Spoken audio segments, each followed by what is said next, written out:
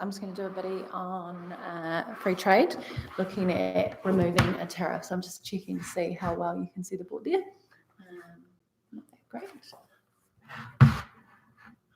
I'm reading closer. All right, and actually I wonder if that board is around the wrong way. So just going to go over what I went over in class today, and I see that no one has watched my video so far. Probably when it's more important to you, say when we have an internal, you'll start watching them.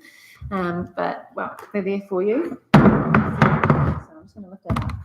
Maybe you can see that a bit better. Yeah, it's a wee bit better.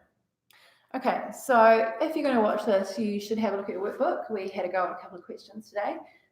Page 188, 182, there's a couple of really good questions there with a tariff.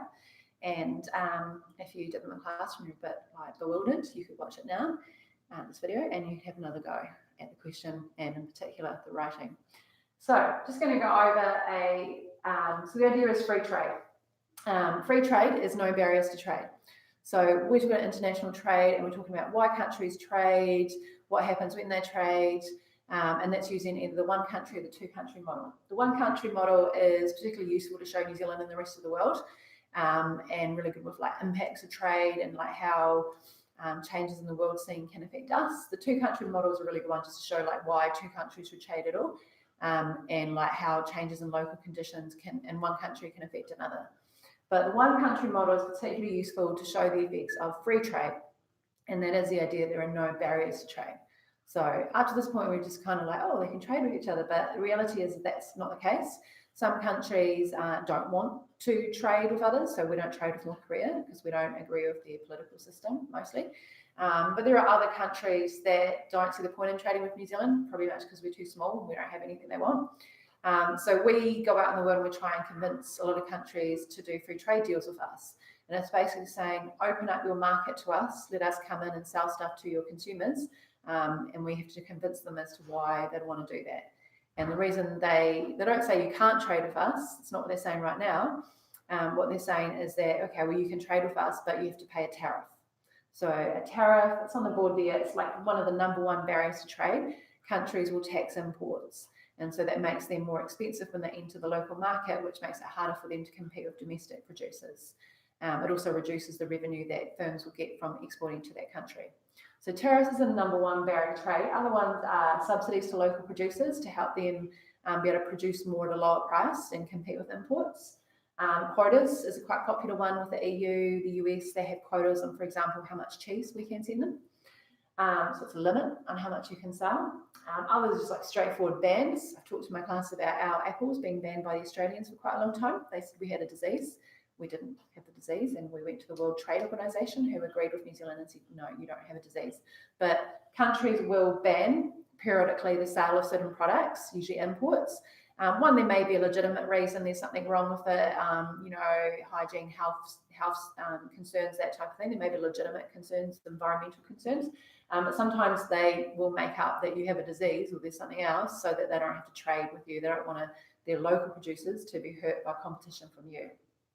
And the other one is generically called red tape, and this is just a whole range of things. So they're called non-tariff barriers, where they'll make up you, if you want to trade with us, oh, well, you've got to have these certificates, you've got to have these documents signed off, you've got to go through these processes, you've got to label the products in a certain way, just creating a lot of like paperwork that is expensive to do, it's time consuming, that basically makes it harder for you to compete with local producers in that country.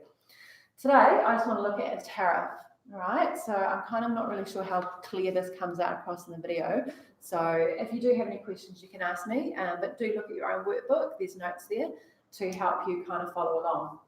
So what I want to look at is free trade agreements. So in your internal, a potential policy that you're going to use is a free trade agreement. You're trying to increase trade for New Zealand, reduce our current account deficit. So what you might suggest is doing a free trade agreement with a particular country. And the hint would be that you need to sign a free trade deal with a country we don't already have an agreement with. And we do have a lot of free trade deals already. So you need to look for countries we don't have free trade deals with, or maybe ones that we're kind of like just negotiating, discussing. We haven't got there yet. India and Brazil would be good picks. So we're not going to go why they're a good pick today. We'll deal with that later. But I just want to show you what would happen if New Zealand signed a free trade deal. So if we sign a free trade deal, we have to agree to do certain things to open up trade with the other country. And so I've just picked carpets because we do actually manufacture carpets in New Zealand. I'm not too bad at them. And I'm looking at the market for carpets in New Zealand. And I'm looking at a situation where New Zealand's equilibrium price is quite high. So if we were not trading at all, the price would be really high up here at PNZ. And the quantity consumed, sold, would be like at QNZ. So it's the idea that it's a manufactured good. So we're not so good at producing manufactured goods because, well, one, we pay workers the minimum wage, which is a lot higher than other countries. There are other reasons, but basically the main reason why New Zealand doesn't do so well with manufacturing is because we have higher wages. So in this example here, New Zealand could open up to the rest of the world with trade. And so what I would be saying, I might just remove that here actually, is that if we opened up to the rest of the world with trade, we take the world price. So that becomes our price here, okay? And that is the world supply. So effectively this becomes our supply curve at that price, all right? And we would import the quantity in. Our QS would fall with the lower price, but the QD would increase with the lower price, and so we would import the difference, the shortage. So what could happen is that New Zealand carpet manufacturers could complain to the government and they could say, we can't really compete with those lower price carpets, so we'd like you to protect us. That's where the word protectionism comes from, protect your local producers. So what they would do is, one thing they can do is put a tariff on it, a tax on the imported goods. So it only applies to the imports, it doesn't apply to the domestically produced carpets in this case. So the way that we show that is we increase the world price by the amount of the tariff. So it's a specific amount, say $10. So you do a parallel shift of the world price, supply world, okay, up like this. You might get a specific amount, but in this case, I'm just shifting it up. And the difference is going to be the tariff, like so. And that becomes SW plus tariff over here. And this becomes PW plus tariff. So with a tariff, when you show it being applied, what happens is it increases the domestic price from the world price to the world price plus a tariff. So the only difference is a tariff. And then what the effect is it will increase local production because now they get a higher price. And it also will reduce local consumption because now they have to pay a price that's less affordable but more profitable. So the end result is the amount that we import will decrease from here, QS to QD in blue, to black, QM, QS1 to QD1. Smaller shortage, so we import less. So putting a tariff on it, the main idea is really to increase the price domestically, and you do that by putting a tariff or a tax on it. So it's artificially increasing the domestic price, which increases local production by making it more profitable, which then can create more jobs and help out domestic firms with more like profit and revenue. There's another side little thing though.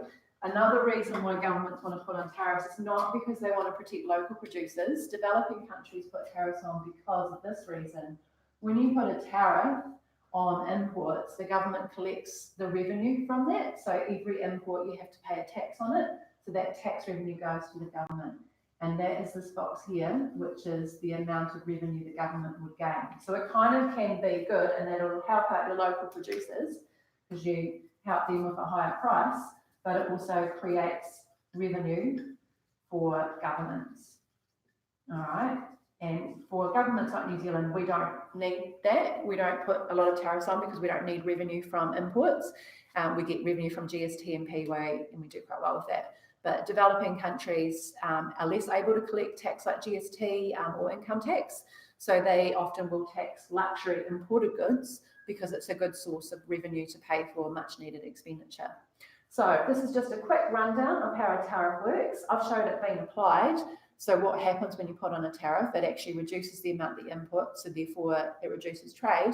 So the opposite is true when you sign a free trade deal, that if we were to sign up for free trade, we would remove our tariff and we'd actually go from importing this much to this much. We would increase the amount we import. And you might be like, oh, well, that's not good because that's just mean we're buying more stuff on foreigners. But the idea is that they do the same. So they do that for us. So this might be Brazil, and they might be putting a tariff on our carpets. And if we sign a free trade deal, then they agree to remove the tariff or reduce it. which means the amount that we export to them, which is represented by the M, Brazil's importing, all right, that would increase. So while we might import more from other countries, the idea is that we're trying to export more to the countries that we're signing the free trade deals with. So it does all end up working well in the end. Obviously, though, there is the issues about local production and jobs, which can be negatively affected. So I hope you find that interesting. If I've got time, I'll do another trade video. Thanks.